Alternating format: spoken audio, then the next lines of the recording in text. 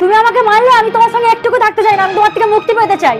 হ্যাঁ হ্যাঁ, যাও যাও, আমিও তোমার সাথে থাকতে চাই না, আমিও তোমার থেকে মুক্তি পেতে চাই। আমি এক্ষুনি আমার মাকে ফোন করছি, আমি তোমার থেকে ডিভোর্স নেব।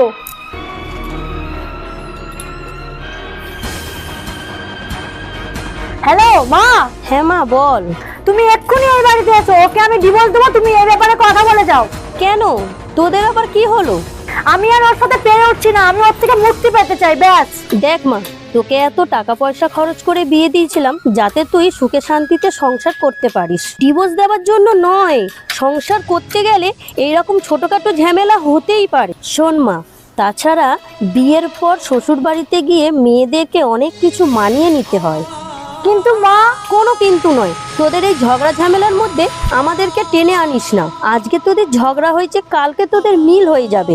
আমরা যদি এই বিষয়ে নাক গলাই তাহলে জামাইয়ের সাথে যে মিষ্টি সম্পর্কটা আছে সেটা নষ্ট হয়ে যাবে। তাছাড়া জামাই মনে করবে আমরা তোকে কুমন্ত্রণা দিচ্ছি। অতএব তোদের নিজেদের ঝামেলা নিজেরাই মিটিয়ে নে। তুমি আমাকে যতই বোঝাও, আমি ওর সঙ্গে থাকতেই চাই না।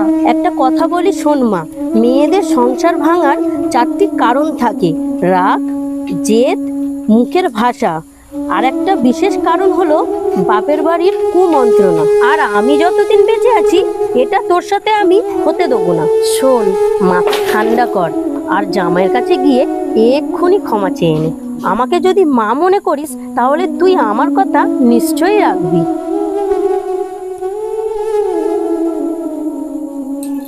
তুমি আমাকে ক্ষমা করে দাও। না কোয়েল, তোমাকে আর ক্ষমা চাইতে হবে না, ভুলটা তো আমারও ছিল। না গো, আমারই বেশি ভুল ছিল। আরে ছাড়ো তো সব কথা, আমি বাজারে যাচ্ছি আর একটু মাংস আনছি, তুমি কিন্তু ভালো করে রান্না করবে। আচ্ছা ঠিক আছে।